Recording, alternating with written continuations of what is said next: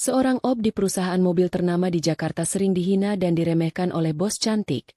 Ternyata dia adalah montir handal yang sengaja menyembunyikan identitasnya. Pada saat semua teknisi tidak ada yang sanggup untuk mengatasi masalah, ia bisa menebak penyebab rusaknya. Semua orang terdiam saat ia dengan cepat membuka kap mobil dan mulai memperbaiki. Namun sebelum cerita dimulai, kami sarankan untuk berkomentar dari daerah mana kalian menonton cerita ini, melakukan like dan subscribe, agar channel kisah populer bisa berkembang, dan bisa mempersembahkan cerita yang terbaik. Mari kita mulai ceritanya. Jakarta. Pagi yang sibuk. Lalu lintas padat, klakson bersahutan, dan orang-orang bergegas menuju tempat kerja masing-masing. Di salah satu sudut ibu kota, berdiri megah sebuah gedung berlantai 5 yang merupakan kantor pusat dan showroom dari perusahaan mobil ternama bernama Clara Auto Prima. Hari itu, seorang pria dengan pakaian abu-abu kombinasi oranye melangkah pelan melewati pintu utama gedung. Di pundaknya tergantung tas lusuh berisi botol minum dan bekal sederhana. Ia menunduk sopan kepada satpam yang berjaga. "Selamat pagi, Pak." Sapanya ramah. "Pagi. Kamu OB baru ya?" tanya satpam. "Iya, nama saya Randy," jawabnya sambil tersenyum. Randy, pria berusia 29 tahun. Baru saja diterima bekerja sebagai office boy. Tubuhnya tegap, kulitnya coklat khas pekerja lapangan, namun wajahnya tenang dan bersahaja. Meski terlihat seperti pria biasa, tatapan matanya tajam seolah menyimpan sesuatu yang tidak diketahui banyak orang. Sejak hari pertama, Randy sudah merasakan suasana yang tidak bersahabat.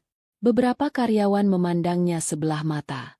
Mereka tertawa cekikikan saat melihatnya membersihkan toilet, mengangkat galon air, atau mengepel lantai kantor. Itu OB baru ya? Gaya sok-sok rajin. Baru juga masuk, kata salah satu karyawan wanita di ruang resepsionis. Namun Randy tetap tenang. Ia hanya menunduk dan bekerja dengan hati yang ikhlas. Masalah sebenarnya muncul saat Clara, pemilik sekaligus direktur perusahaan, datang ke kantor. Clara adalah wanita muda, cantik, bergaya modern, dan sangat disiplin.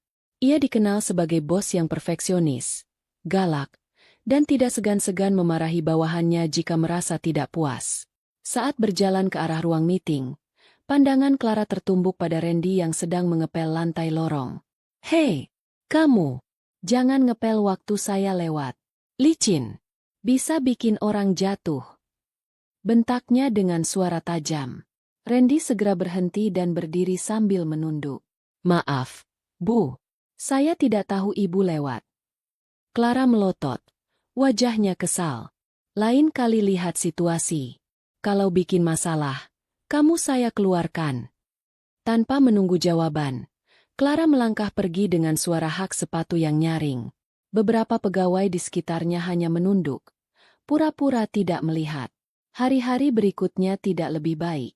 Randy sering menjadi sasaran kekesalan Clara. Pernah suatu pagi, Clara kesal karena kopi yang diantarkan terlalu manis. "Dasar OB kampungan.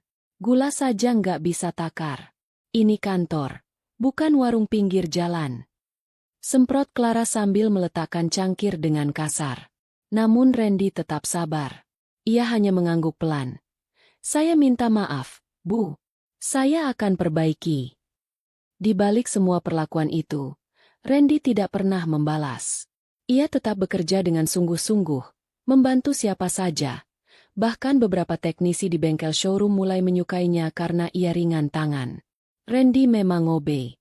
Tapi cara ia mengelap kaca mobil, menata kursi di ruang tunggu pelanggan, atau bahkan sekadar mengantar minuman untuk teknisi, semuanya dilakukan dengan presisi dan ketelitian yang tidak biasa. Rasanya si Randy itu nggak kayak OB biasa ya. Tahu banyak soal mobil juga, gumam Tony, teknisi senior. Tapi anehnya, dia diam terus. Nggak pernah ngomong lebih. Timpal Arif, teknisi lainnya. Sementara itu, Clara tetap memandang Randy sebelah mata. Baginya, Randy tak lebih dari seorang OB yang hanya tahu bersih-bersih. Ia tidak tahu bahwa suatu hari nanti, pria sederhana itu akan membuat semua orang di kantor itu terdiam, termasuk dirinya. Pagi itu, matahari baru saja naik, Namun suasana di kantor Clara Auto Prima sudah sibuk seperti biasa. Randy datang lebih awal dari jam masuk. Ia langsung menggulung lengan bajunya dan mulai membersihkan lobi depan. Dengan kain pel di tangan dan keranjang alat kebersihan di sampingnya, ia bekerja tanpa banyak bicara. Namun ketenangan pagi itu tidak bertahan lama. Dari arah lift, terdengar suara langkah sepatu hak tinggi yang sudah sangat dikenalnya. Langkah cepat dan keras, penuh percaya diri. Clara. Seperti biasa, wanita cantik dengan rambut terikat rapi itu muncul dengan blazer mahal dan ekspresi dingin di wajahnya. Begitu matanya menangkap Randy yang sedang mengepel lantai, wajahnya langsung berubah masam. "Hei, kamu lagi-lagi ngepel jam segini?" Bentaknya tajam. Randy langsung berhenti, berdiri tegak dan menunduk. "Maaf, Bu. Saya pikir masih cukup waktu sebelum pegawai lain datang." "Pikir? Obe kayak kamu jangan pakai mikir. Kerja aja yang benar." Clara menghampirinya. Wajahnya penuh amarah. "Kalau saya jatuh karena kamu bikin lantai licin, kamu siap tanggung jawab." Beberapa staf yang baru datang hanya bisa melirik sekilas. Pura-pura sibuk membuka laptop atau membaca dokumen. Tak satu pun berani menegur Clara. "Saya minta maaf, Bu. Saya akan pastikan lantai cepat kering," ujar Randy lembut. Namun Clara belum selesai. Ia mendekat dan menunjuk wajah Randy dengan jari telunjuknya. "Kamu tuh kerja di perusahaan besar, bukan di terminal. Jangan bawa gaya kampunganmu ke sini. Bersih-bersih tuh ya bersih yang cerdas, bukan asal-asalan." Suasana kantor hening. Semua yang mendengar hanya diam. Beberapa menahan napas, yang lain mencibir di belakang. Namun Randy tetap diam. Tak ada sedikit pun kemarahan di wajahnya. Siangnya, saat jam makan siang, Clara kembali memanggil Randy ke ruangannya. Ia menyuruh Randy membersihkan tumpahan kopi di mejanya. "Cepetan, Obe. Meja saya kayak kapal pecah," katanya ketus sambil tetap mengetik di laptopnya. Randy mengambil kain bersih dan membersihkan meja itu dengan cekatan. Ia tahu betul bagaimana cara membersihkan permukaan kayu mahal agar tidak rusak. Tapi Clara malah menyindir. "Pakai pelajaran dari YouTube ya? Atau belajar dari emak di rumah?" Randy menunduk. "Tidak, Bu. Saya hanya mengikuti prosedur agar tidak merusak lapisan finishingnya." Clara melirik tajam. "Sok pintar banget kamu ya. Obe tuh nggak usah banyak gaya." Sore harinya, Randy sedang mengganti galon air minum di pantry. Beberapa karyawan wanita sedang duduk sambil ngemil. Salah satunya berkata dengan nada pelan tapi cukup keras untuk didengar. "Sayangnya, mukanya lumayan. Tapi sayang cuma Obe," ujar salah satu dari mereka sambil tertawa kecil. "Makanya, jangan terlalu baik ke Obe. Nanti dikira kita suka." Hahaha. Randy mendengar semuanya. Tapi ia tetap diam. Ia tahu, membalas hanya akan memperkeruh suasana. Baginya, harga diri bukan ditentukan dari pakaian yang dikenakan, tapi dari tindakan yang dilakukan. Meski hinaan demi hinaan datang bertubi-tubi, Randy tetap bekerja dengan tulus. Ia percaya, waktu akan membuktikan segalanya. Namun yang tidak Clara dan semua orang tahu, setiap kali Randy melihat mesin mobil yang sedang diperbaiki, matanya mengamati dengan penuh perhatian. Setiap bunyi mesin, setiap getaran, ia kenali. Ia hanya sedang menunggu waktu. Waktu di mana ia bukan lagi hanya sekadar OB, tapi seseorang yang akan membuat mereka terdiam. Hari itu, suasana bengkel belakang kantor Clara Auto Prima lebih sibuk dari biasanya. Beberapa teknisi terlihat berkumpul di sekitar satu unit mobil sport mewah berwarna merah metalik, yang diparkir di tengah ruang servis eksklusif. Mobil itu bukan sembarang kendaraan.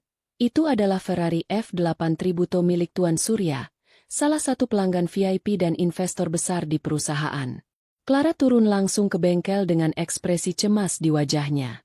Ia berdiri di depan mobil itu dengan kedua tangan menyilang. Matanya menatap tajam para montir yang sibuk membuka bagian bawah mobil. "Ada masalah apa?" tanyanya tegas. Tony, teknisi senior yang sudah bekerja belasan tahun di sana, menghela napas berat. "Mesinnya ngadat, Bu. Indikator cek engine menyala terus, dan mesin suka mati sendiri waktu gas diinjak.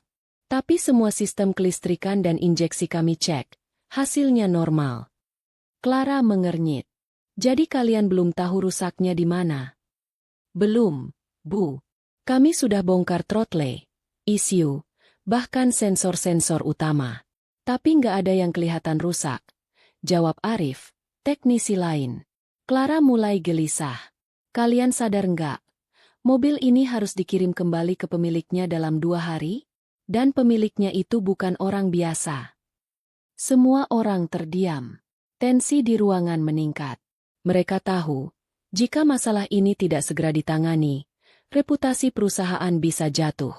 Terlebih, Tuan Surya dikenal sebagai orang yang tidak sabaran dan sangat perfeksionis terhadap kendaraannya. Di tengah kekacauan itu, Randy, yang sedang membawa galon air ke pantry belakang bengkel, lewat tanpa sengaja. Ia melirik sekilas ke arah mobil yang sedang dikelilingi para teknisi. Ia berhenti. Matanya menatap tajam ke arah knalpot dan roda depan mobil. Perlahan, ia meletakkan galon dan mendekat. Lalu berdiri di kejauhan, memperhatikan dengan seksama. Beberapa teknisi melihat kehadirannya dengan tatapan sinis. OB ngapain di sini? Mau bantu doa biar mobilnya sembuh. Ejek salah satu teknisi sambil tertawa. Randy tak menjawab. Ia hanya memperhatikan mesin yang sudah terbuka sebagian. Beberapa kabel dibiarkan tergantung, dan cover filter udara sudah dilepas. Maaf, ucap Randy pelan, namun cukup keras. Kalau boleh saya usul, coba cek bagian intake valve dan sensor tekanan bahan bakarnya. Semua kepala langsung menoleh ke arahnya. Clara mendengus. OB ikut-ikutan kasih saran sekarang? Kamu pikir ini motor bebek? Randy tetap tenang. Saya tidak bermaksud menggurui, Bu. Tapi saya pernah lihat gejala serupa. Bisa jadi kerusakannya bukan di sistem utama, tapi di tekanan injeksi yang tak stabil karena valve intake macet atau sensor tekanan bahan bakar delay. Para teknisi saling pandang. Tony mengangkat alis, sedikit penasaran. Coba kita lihat, gumamnya. Dengan rasa ragu, Tony membuka bagian intake valve dan sensor tekanan bahan bakar seperti yang Randy sarankan. Beberapa menit kemudian, ia memanggil Arif dengan suara tegang. Bro, ini lihat nih. Sensor tekanan bahan bakarnya korosi, dan valve-nya seret. Mungkin dia benar. Clara mendekat. Tak percaya. Bisa diperbaiki. Tanyanya. Bisa. Tapi kalau OB ini benar, kita semua bakal malu. Jawab Tony lirih. Mereka langsung membersihkan sensor dan mengganti valve. Tak sampai setengah jam, mereka menyalakan mesin. Suara mesin meraung halus, dan indikator cek engine mati. Seluruh ruangan terdiam. Mesin Ferrari itu kembali hidup dengan sempurna. Clara melotot ke arah Randy yang berdiri di pojokan, masih dalam seragam OB-nya. Suara mesin yang mulus seolah menjadi tamparan keras bagi semua orang. Tony mendekat dan menatap Randy. Lu, pernah kerja di bengkel sebelumnya? Randy hanya tersenyum. Sedikit, Bang. Dulu pernah bantu-bantu. Clara, yang biasanya cerewet, kini tidak bisa berkata-kata. Dalam hatinya, ia merasa tercoreng. Seorang OB, yang selama ini ia hina, telah memecahkan masalah besar yang tak mampu diselesaikan oleh teknisi-teknisi seniornya. Namun ia belum tahu, ini baru permulaan dari rahasia besar yang akan terbongkar. Sejak kejadian kemarin, suasana di bengkel Clara Auto Prima berubah drastis. Para teknisi, yang biasanya menganggap Randy sebagai sekadar OB tak berpendidikan, kini mulai melihatnya dengan tatapan berbeda. Mereka masih tak percaya bahwa pria dengan seragam abu-abu kombinasi oranye itu berhasil memecahkan masalah pada mobil sport yang bahkan mereka sendiri gagal tangani. Namun pagi ini, ujian lebih besar datang. Sebuah mobil SUV listrik keluaran terbaru, seharga hampir 4 miliar rupiah, dikirim langsung oleh pabrik untuk uji coba dan display terbatas. Mobil ini masih jarang ada di Indonesia, dan merupakan satu dari 5 unit yang dimiliki konsumen VIP. Namun setelah menempuh perjalanan dari pelabuhan ke showroom, mobil ini mendadak tak bisa dinyalakan. Indikator di dashboard menyala acak, dan sistem kendali elektronik lumpuh total. Clara langsung panik. Ia turun ke bengkel dan langsung memanggil semua teknisi terbaiknya. Kalau mobil ini rusak dan gak bisa tampil untuk pameran besok, habis kita, katanya penuh tekanan. Tony, Arif, dan tim teknisi lainnya langsung bergerak. Laptop diagnostik disambungkan ke sistem onboard. Namun data yang keluar membingungkan. Tak ada error spesifik. Mereka membongkar beberapa panel elektronik, mengganti kabel, memeriksa kelistrikan, namun hasilnya nihil. Clara frustrasi. Ia berdiri dengan tangan memegang pinggang, mondar-mandir dengan wajah muram. Saat itulah Randy, yang sedang membawa troli berisi gelas dan air minum ke ruang rapat, tanpa sengaja melihat kerumunan di bengkel. Ia berhenti sejenak. Matanya tertuju pada mobil SUV listrik itu. Telinganya menangkap suara, klik, dan ZZT, yang tidak biasa. Ia menaruh troli, lalu melangkah mendekat perlahan. Semua orang masih sibuk berdiskusi. Tak ada yang menyadari kehadirannya. Dengan tenang, ia berjalan ke samping mobil, menunduk sedikit dan mendengar dengan seksama. Lalu ia menyentuh bagian bawah bodi, meraba kabel grounding, dan menatap dashboard dari luar kaca depan.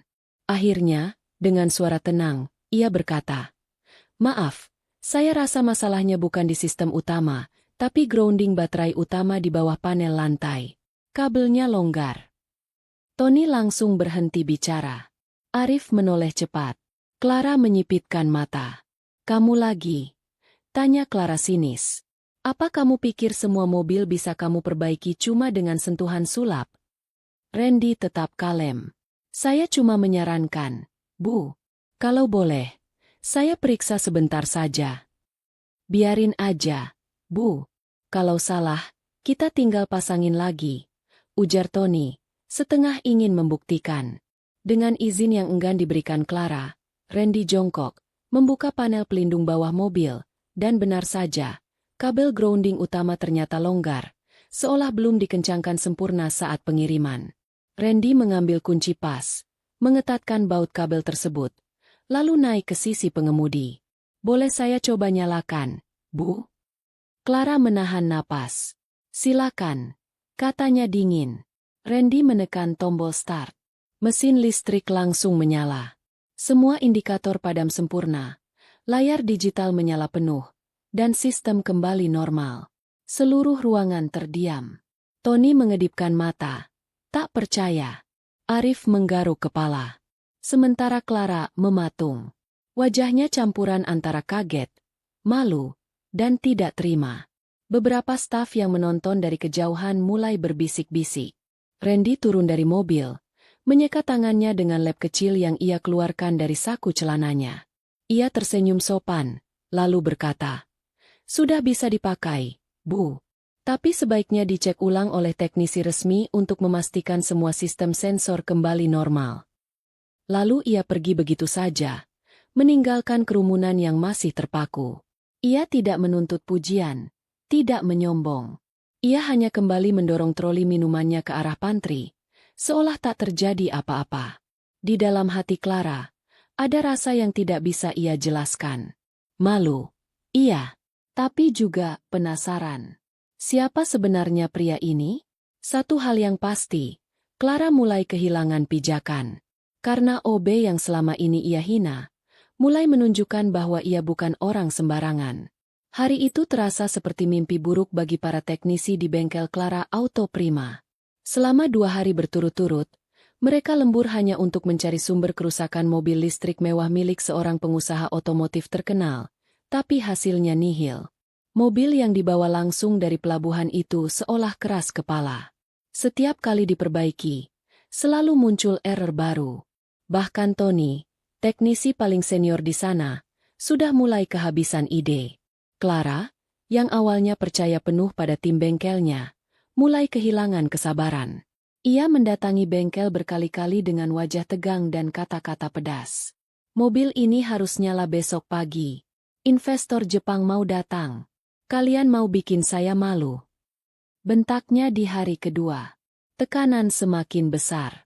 Beberapa teknisi mulai saling menyalahkan. Arif mengklaim sistem kelistrikan normal, sementara Tony yakin masalahnya pada sistem manajemen baterai. Namun tak satu pun berhasil menghidupkan mobil itu kembali. Sampai akhirnya, Randy, sang OB, muncul seperti cahaya di tengah kabut. Tanpa diminta, dan hanya dengan suara halus serta keberanian tenang, ia menyarankan untuk mengecek kabel grounding utama. Tak ada yang menyangka bahwa OB yang sehari-hari hanya membawa air galon dan mengepel lantai, bisa memberikan saran teknis seperti seorang profesional. Dan hasilnya, membuat semua orang terdiam. Mobil yang 2 hari tak bisa dinyalakan, hidup hanya dalam waktu 15 menit oleh tangan Randy. Seluruh sistem mobil kembali normal. Suara mesin listrik terdengar halus, layar digital penuh warna, dan indikator stabil. Tony terpaku di tempat. Arif melangkah mundur, lalu menghela napas panjang, antara lega dan malu. Gila, itu bukan asal nebak. Dia tahu betul yang dia lakukan, gumam Arif lirih. Tony mengangguk pelan. Iya, dan itu bukan cuma keberuntungan. Clara, yang berdiri tak jauh dari mobil, tak bisa berkata-kata. Mulutnya sedikit terbuka, wajahnya menegang. Matanya tak lepas dari sosok Randy yang tenang membersihkan tangannya lalu berjalan keluar bengkel seperti biasa, seolah yang ia lakukan tadi hanyalah hal sepele. Padahal, semua orang tahu, itu bukan hal biasa. Keesokan harinya, kabar keberhasilan Randy memperbaiki mobil menyebar ke seluruh kantor. Bisik-bisik mulai terdengar dari ruang administrasi hingga showroom. Lo denger nggak? OB yang kemarin tuh. Bisa benerin mobil listrik yang teknisi aja nggak bisa, kata salah satu pegawai keuangan. Iya, kayak montir profesional katanya. Gimana bisa? Clara yang mendengar semua itu diam-diam gelisah. Malam itu, ia duduk di ruang kerjanya, memandangi layar laptop tapi pikirannya entah kemana. Tatapannya kosong, dan satu nama terus berputar di kepalanya. Randy. Siapa dia sebenarnya? Mengapa dia bisa tahu kerusakan teknis secara akurat? Clara tidak suka merasa kalah. Terlebih, kalah oleh seseorang yang selama ini ia anggap rendah. Hanya seorang OB. Tapi ada sesuatu dari Randy yang tidak biasa. Bukan hanya soal keahliannya, tapi juga ketenangannya. Tanpa ia sadari, benih penasaran mulai tumbuh dalam hatinya. Dan rasa penasaran itu pelan-pelan berubah menjadi rasa ingin tahu yang lebih dalam. Sementara itu, Randy tetap bekerja seperti biasa. Ia tidak berubah. Tetap mengepel lantai, mengganti galon, dan menyapa semua orang dengan senyum sopan. Namun dari balik wajah kalemnya, Randy tahu, waktunya perlahan akan datang. Waktu di mana jati dirinya yang sebenarnya tak bisa lagi disembunyikan. Sejak kejadian mobil rusak yang berhasil diperbaiki oleh Randy hanya dalam waktu 15 menit, pikiran Clara tak pernah benar-benar tenang. Setiap kali ia melihat Randy berjalan melewati lorong kantor, membawa alat pel atau galon air, rasa penasaran itu semakin mengganggu benaknya. Tidak masuk akal, pikirnya. OB mana yang bisa menebak masalah mobil listrik dan memperbaikinya dalam sekejap? Dan sebelumnya dia juga berhasil menangani Ferrari yang bahkan teknisi senior tak mampu perbaiki. Siapa sebenarnya dia? Clara, yang terbiasa dengan ketelitian dan kendali penuh, tidak bisa tinggal diam. Ia memanggil Rico, salah satu staf bagian keamanan yang juga dikenal punya koneksi luar kantor. Rico, saya minta tolong, ujar Clara saat keduanya berbicara di ruangannya yang tertutup. Apa, Bu? Selidiki latar belakang OB baru kita, Randy. Saya mau tahu semua. Alamat, pendidikan, keluarga, pengalaman kerja, pokoknya semua. Tapi jangan sampai dia tahu. Rico sempat terdiam, kaget dengan permintaan itu. Tapi melihat ekspresi serius Clara, ia langsung mengangguk. Baik, Bu. Paling lambat 2 hari. Saya kasih laporannya. Hari demi hari berlalu. Clara berusaha bersikap biasa saja terhadap Randy, tapi dari balik mejanya, matanya selalu mengikuti gerak-gerik pria itu. Ia memperhatikan bagaimana Randy berbicara sopan kepada semua orang, bagaimana ia membantu teknisi tanpa diminta, Dan bagaimana ia tetap rendah hati meski semua mata kini mulai melihatnya berbeda. 2 hari kemudian, Rico kembali dengan ekspresi bingung dan setengah frustrasi. Saya sudah cek semuanya, Bu. Tapi hasilnya aneh. Aneh gimana? Tanya Clara curiga. Data KTP-nya valid. Alamatnya benar. Tapi cuma kontrakan kecil di pinggir Jakarta Timur. Tetangganya bilang dia jarang di rumah. Orangnya pendiam, tapi dikenal baik. Tapi yang aneh, jejak digitalnya hampir nggak ada. Nggak ada akun media sosial aktif. Nggak ada catatan kerja sebelumnya. Bahkan ijazah terakhirnya cuma SMP. Tapi dari caranya bicara dan sikapnya, saya yakin dia bukan orang biasa. Clara terdiam. Pikirannya semakin kacau. Saya juga sempat tanya-tanya ke beberapa teknisi. Mereka bilang Randy pernah komentar soal jenis oli, sistem transmisi, sampai kode error mesin yang bahkan nggak mereka hafal. Tapi dia cuma bilang, dulu pernah bantu-bantu bengkel. Jadi kamu nggak dapat info penting apapun. Rico menggeleng. Orangnya seperti sengaja menutupi siapa dirinya. Sangat rapi.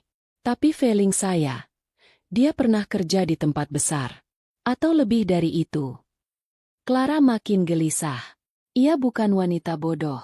Instingnya sebagai pebisnis dan pemimpin perusahaan otomotif sudah terbentuk sejak lama. Ia tahu ada sesuatu yang disembunyikan Randy dengan sengaja.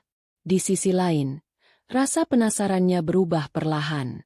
Setiap kali ia melihat Randy tersenyum sopan, hatinya jadi tak menentu. Awalnya ia ingin tahu karena ingin menjaga harga dirinya sebagai atasan. Tapi kini, rasa itu semakin rumit.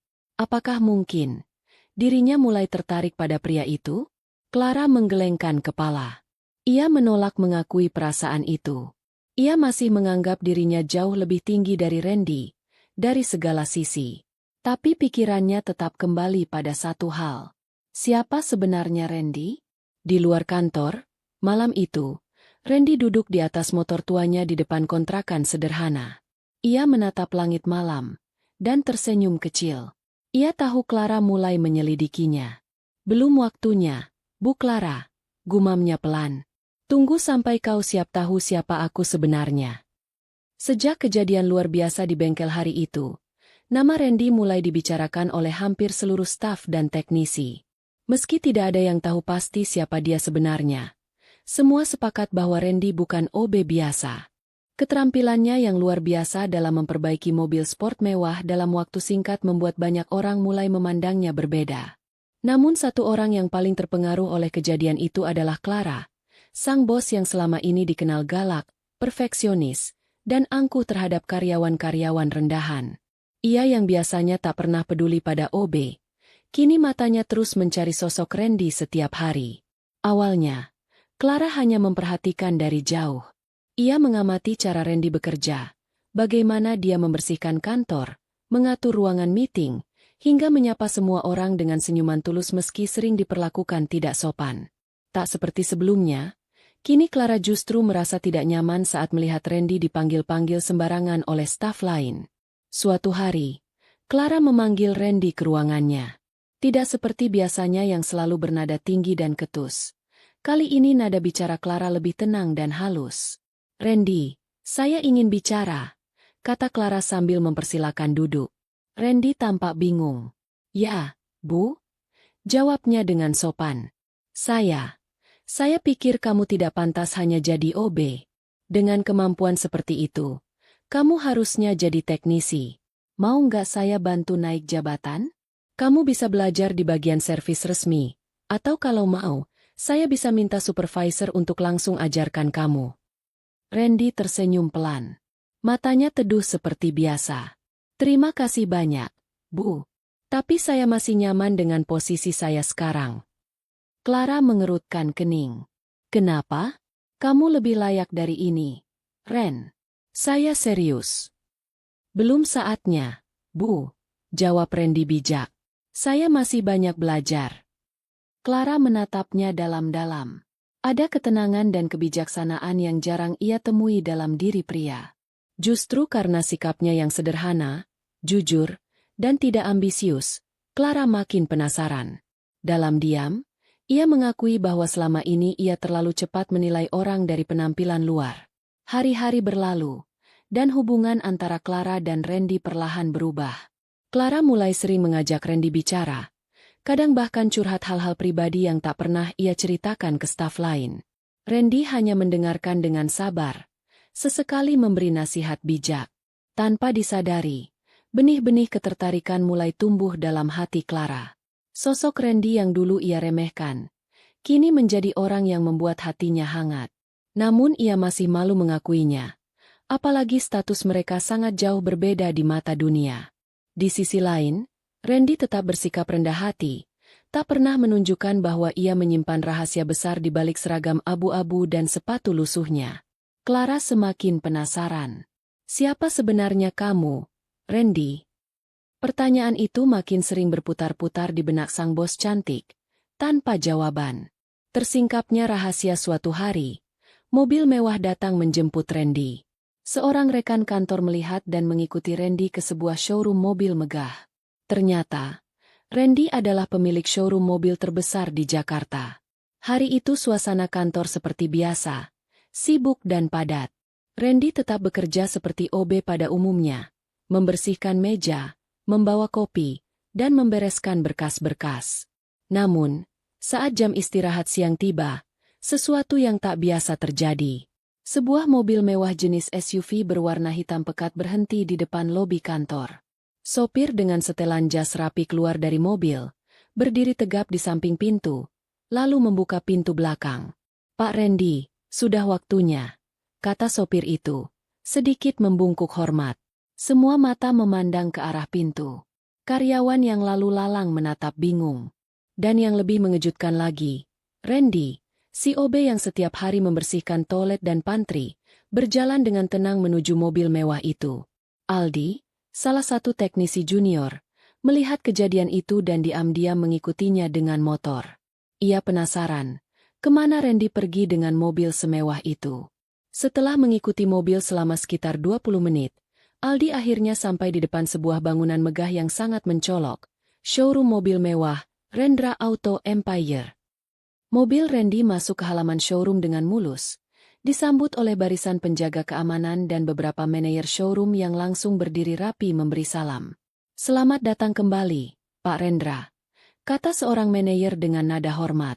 Aldi hampir tidak percaya. "Rendra? Nama lengkap Randy itu."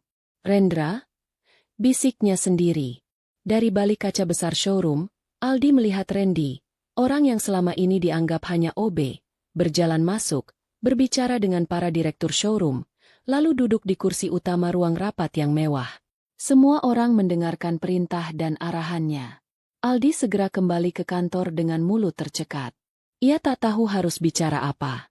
Namun kabar tentang Randy cepat menyebar, seperti api yang menyambar jerami kering. Keesokan harinya, suasana kantor berubah drastis. Banyak pegawai mulai bersikap lebih sopan. Clara, sang bos cantik yang biasanya galak, tampak cemas dan gugup.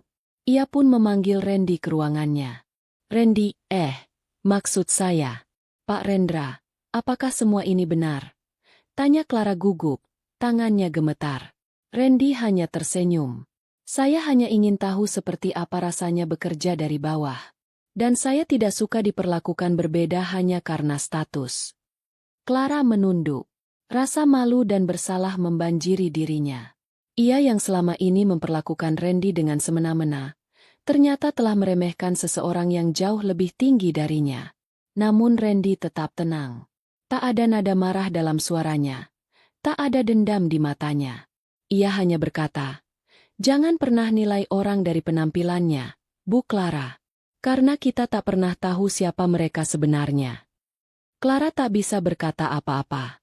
Ia hanya menatap Randy dengan mata berkaca-kaca. Dan sejak hari itu, rasa kagum dalam hatinya berubah menjadi sesuatu yang lebih dalam. Hari itu kantor mendadak heboh. Semua karyawan berkumpul di lobi saat melihat tayangan berita di televisi yang sedang menyorot pembukaan showroom mobil terbesar di Jakarta. Di layar terpampang wajah seseorang yang sangat mereka kenal. Randy. Bapak Randy Pratama. CEO sekaligus pemilik utama jaringan showroom mobil dan distributor spare part ternama di Indonesia, ujar reporter dalam berita itu. Beliau selama ini dikenal misterius, jarang tampil di media, namun dikenal sangat jenius di bidang otomotif. "Gegla, itu OB kita, kan?" seru salah satu teknisi yang hampir menjatuhkan kopinya. Wajah Clara pucat, tangannya gemetar, tubuhnya serasa membeku di tempat. Ia menatap layar dengan pandangan kosong. Tak bisa berkata-kata. Seketika suasana kantor berubah kacau. Orang-orang mulai berbisik, menyesali sikap mereka pada Randy. Ada yang menutup wajah malu, ada juga yang terlihat cemas, terutama mereka yang pernah merendahkannya. Saat itu, Randy baru masuk ke kantor seperti biasa, mengenakan seragam OB-nya yang sudah mulai pudar warnanya.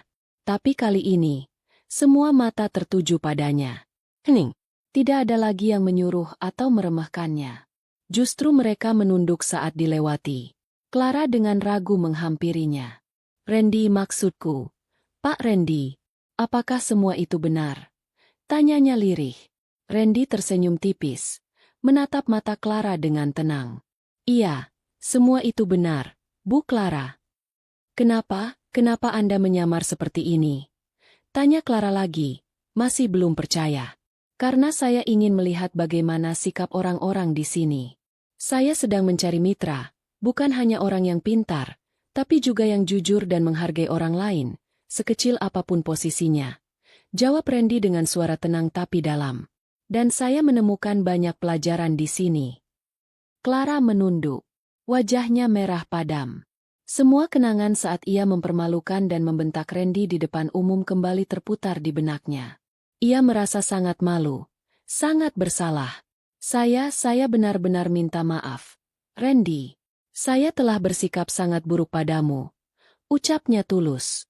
Randy hanya tersenyum. "Saya tidak menyimpan dendam, Bu. Justru saya bersyukur pernah bekerja di sini." Clara hampir menitikkan air mata. "Kau luar biasa." Keesokan harinya, Randy secara resmi mengundurkan diri dari posisi OB.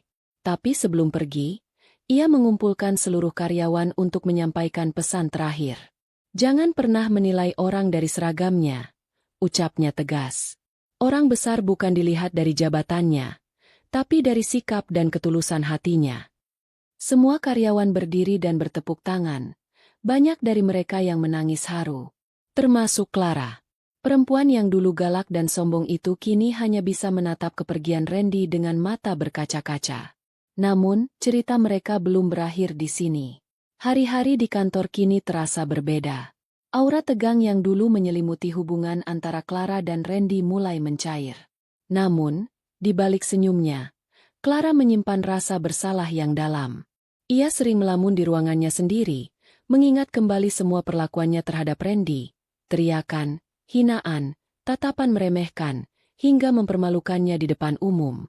Sementara itu, Randy tetap bersikap seperti biasa.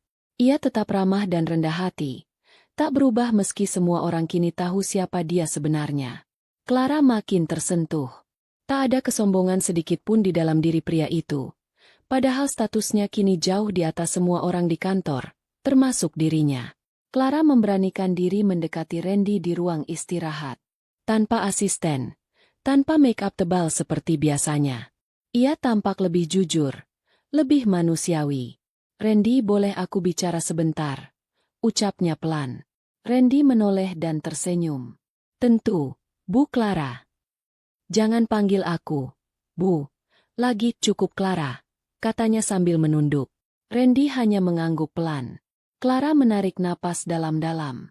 Aku ingin minta maaf. Selama ini aku sudah terlalu sombong dan tidak adil. Aku memperlakukanmu seperti sampah. Padahal, kamu orang yang jauh lebih baik dan lebih bijaksana dari siapapun di sini." Randy menatap Clara dengan tenang. "Aku tidak pernah menyimpan dendam. Clara, semua orang bisa berubah." Air mata Clara menetes. Ia benar-benar menyesal. Tapi di balik penyesalan itu, ada perasaan lain yang selama ini ia pendam, rasa cinta. Aku juga menyukaimu, Randy," katanya lirih. Bukan karena kamu kaya, tapi karena kamu tetap jadi kamu, bahkan ketika semua orang tahu siapa kamu sebenarnya. Randy terdiam sejenak. Lalu dengan tenang ia berkata, "Aku tidak pernah mencari cinta saat menyamar ke sini. Tapi kalau itu datang dari ketulusan, bukan dari rasa bersalah, mungkin aku bisa memberinya kesempatan." Clara mengangguk sambil menangis. "Aku serius, Ren. Aku ingin berubah. Dan kalau kamu mengizinkan, aku ingin membuktikan bahwa aku bisa jadi lebih baik." Randy menatap langit-langit ruangan sejenak, lalu berkata lembut, "Kalau begitu, mari kita mulai dari awal. Sebagai teman." Clara tersenyum, meski air matanya masih mengalir. "Sebagai teman yang serius ingin mendapatkan hatimu." Keduanya tertawa kecil. Sebuah awal baru dimulai, bukan lagi antara bos dan OB, tapi dua manusia yang belajar dari kesalahan, mengenal ketulusan, dan menyambut cinta yang tumbuh dari rasa hormat dan perubahan. Hari itu suasana kantor tampak biasa saja, namun bagi Clara, hatinya berdebar tak karuan. Sejak tahu siapa sebenarnya Randy, ia tak bisa berhenti memikirkan lelaki itu. Sosok sederhana, tenang, tapi penuh kejutan.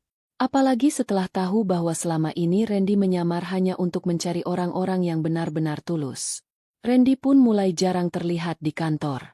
Ia kembali ke kesibukan aslinya sebagai pemilik showroom mobil mewah yang terkenal. Tapi di balik kesibukannya, ia masih menyempatkan diri datang ke kantor hanya untuk bertemu Clara, meski sekadar menyapa sebentar. Sampai suatu sore, Clara dipanggil ke rooftop kantor. Ia sempat bingung, karena tak ada agenda apapun. Begitu sampai di sana, ia tertegun. Lampu-lampu kecil menggantung indah, dihiasi bunga-bunga sederhana. Tak mewah, tapi hangat. Di tengah-tengah, berdiri Randy dengan setelan kemeja putih sederhana dan senyuman yang membuat hati Clara meleleh. "Clara," ucap Randy pelan. "Aku tahu aku mungkin sudah membuatmu bingung, marah, bahkan malu. Tapi semua itu bukan untuk main-main.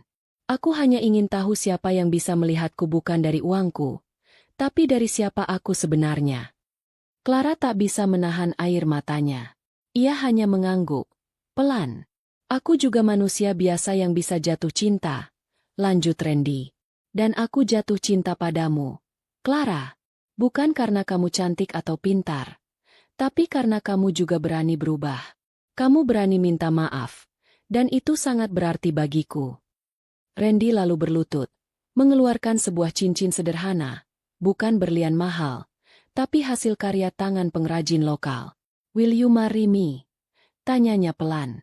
Clara menutup mulutnya. Terisak. Ia mengangguk dengan air mata haru. "Yes, Randy, I will." Mereka pun berpelukan di bawah senja, diiringi tepuk tangan beberapa teman kantor yang diam-diam menyaksikan dari jauh. Pernikahan mereka digelar secara sederhana, bukan di hotel mewah, tapi di halaman showroom milik Randy. Semua karyawan diundang. Tak ada kesan sombong, hanya kehangatan dan kebahagiaan. Clara mengenakan cap. Hari-hari berlalu dengan penuh kebahagiaan bagi Clara dan Randy. Pernikahan sederhana yang mereka jalani menjadi awal dari kehidupan baru yang jauh dari kemewahan palsu, namun syarat makna. Clara, yang dulunya adalah bos cantik penuh gengsi, kini telah menjadi istri yang rendah hati dan penuh kasih. Sementara Randy, yang dulunya dianggap hanya sebagai OB tak berguna, kini berdiri sebagai pemilik showroom mobil terbesar di Jakarta, dihormati bukan karena hartanya, tapi karena kerendahan hati dan ketulusannya. Clara memilih untuk ikut terlibat langsung mengelola bisnis sang suami. Setiap pagi, mereka datang bersama ke showroom, menyambut para karyawan dengan senyum hangat. Clara yang dulunya duduk di ruang ber-AC dengan sikap dingin, kini tak ragu membantu mencatat penjualan, memberi arahan kepada teknisi, bahkan membuat kopi untuk para pelanggan. Perubahan sikapnya membuat semua orang kagum, termasuk karyawan yang dulu menyaksikan bagaimana ia memperlakukan Randy dengan angkuh. "Bu Clara sekarang beda banget ya," bisik salah satu teknisi pada temannya. "Iya, lihat deh, sekarang malah dia yang paling duluan datang dan paling rajin nyapa. Timpal yang lain." Tak butuh waktu lama, kabar tentang OB yang ternyata pemilik showroom pun menyebar kemana-mana. Media mulai meliput kisah cinta Clara dan Randy. Mereka diundang dalam beberapa acara motivasi dan talk show. Clara tak malu mengakui kesalahannya di masa lalu. Justru ia menjadikan itu sebagai pelajaran bagi banyak orang. Jangan pernah menilai seseorang dari seragamnya, dari sepatunya, atau dari apa yang dia miliki saat itu, kata Clara dalam salah satu wawancara. Saya bersyukur Tuhan masih memberi saya kesempatan untuk mengenal hati Randy yang sebenarnya. Randy, seperti biasa, tetap sederhana. Meski kini ia bisa saja duduk santai dan menyerahkan semuanya pada manajer, ia tetap memilih berbaur bersama tim.